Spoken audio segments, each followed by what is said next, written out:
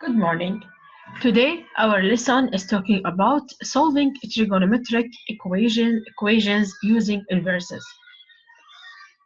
Now, how can I solve an equation like in the previous classes, previous grades, I'm sorry, when I told you that if you have x squared equal 4, I want you to find x. You tell me x, it will be the square root of 4, which is positive or negative 2. So here, so x, it could be 2, and x, it could be negative 2. And if x is 2, x squared is 4. And if x is negative 2, x squared also is 4. Now, these now, we call them the inverses of the functions. Now, what about trigonometric functions, such as sine? You know that sine pi over 2 is 1. So sine inverse of 1 is pi over 2. These are what I mean if I talking about the inverses of trigonometric functions. Now, before we talk about the inverse functions, let's try to sketch the domain and the range of the sine, cosine, and the tan of theta. Now, if we have negative pi over 2 and pi over 2, this is the sine of theta. Now, sine pi over 2, as we discussed in the previous lesson, it is 1.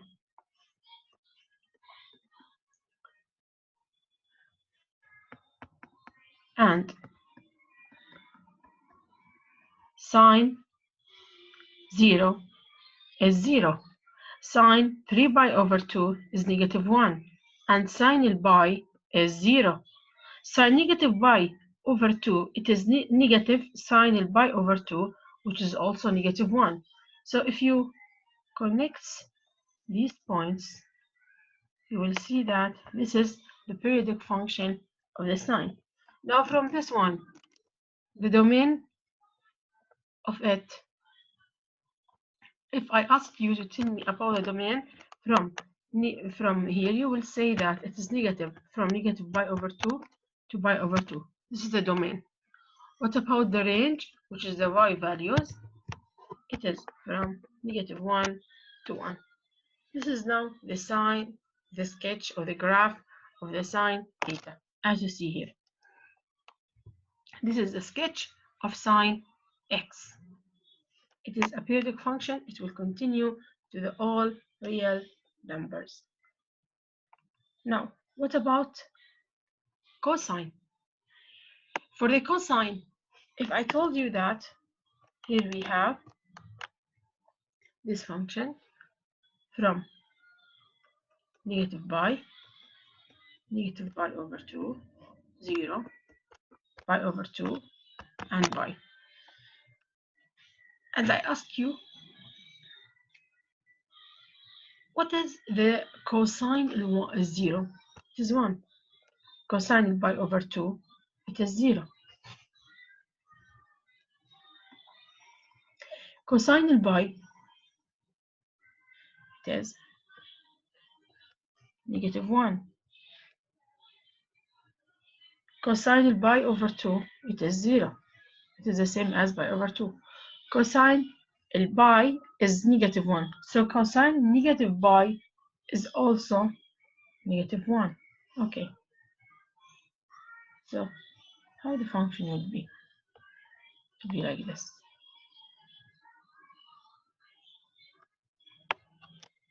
This is the cosine of x. What about its domain? If I told you I want it from the interval 0 to pi, You tell me that you have told me that the domain is from 0 to pi, and this brackets are closed, it means it's included, and the range, as you see, it's from -1 to 1. This is now the cosine of x. As you see, it's different than sine. Sine, it starts from 0 up at 1. The peak point or the maximum point is at 1. Then the least point is at -1. Here it starts from 1, then 0, then -1. Then it will repeat. That's why we call them periodic functions. It will continue like a period. So 1, 0, -1, then back 0. So its period starts from 1 to here. This is 1, 0, -1, 0, 1, 0, -1, 0. Here, its period is from here to here. Then it will repeat themselves. 0, 1, 0, -1, 0. Then it will repeat 0, 1, 0, -1, 0. And it will repeat. Here also is the same. So this is the period of the sine x, and this is a period of a cosine in x. Now, let's sketch now the tan. Now, in the previous lesson also, I told you that tan of x is sine over cosine. So, tan 90, what is sine 90? It is 1. Cosine 90 is 0. So, tan 90 or tan pi over 2, it is undefined. Tan 0, sine 0 is 0 over 1 is 0. So tan 90 it's undefined, and tan 0 it's 0. Now let's sketch. Now for the tan of 0 of the tan of x, I'm sorry. Here you have pi over 2 and negative pi over 2.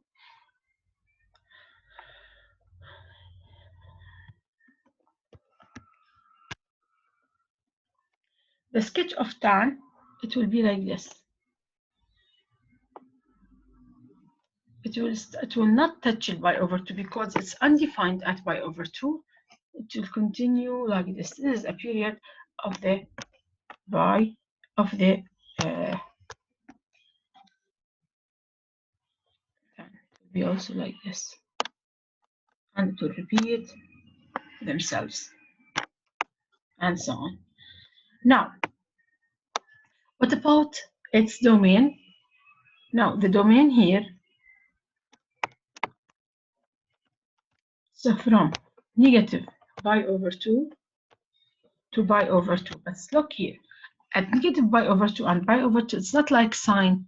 It's not included. So you have to use these brackets. What about its range? Its range, it's from, okay. Yeah, look, it will not continue up or down. So it is from negative infinity to infinity. This is now the sketch of sine. Of tan, I'm sorry. Now, so the domain of sine is from negative pi over 2 to pi over 2. And the range is from negative 1 to 1. For cosine, it's from 0 to pi, as we discussed before. And the range is from negative 1 to 1. I want to this one and this one, and tan. Now the tan, it's from negative pi over 2 to pi over 2, but they are not included, not like sine. And the range is from negative infinity to infinity, or you can say all real numbers. Now, look here. Sine x, its domain is negative pi over 2 to pi over 2. So, if I'm talking about now something we called it arcsine or sine inverse, you will read it as sine inverse or arcsine of x. Now, if you see it from here, this is the graph of sine of x. Okay, now for them, for sine of x, the domain of it is from negative pi over 2 to pi over 2, which is the same as it's the range of sine inverse. And the range of sine x, which is from negative 1 to 1, is the domain of sine inverse. So the domain of cosine, it will be the range of cosine inverse. And the range of cosine, it will be the domain of sine inverse. Let's check. The domain of cosine is the range of cosine inverse. Yes. And the range of cosine, it is the domain of sine inverse. Now for the tan. The tan now. Its domain is from negative pi over 2 to pi over 2, which is its range.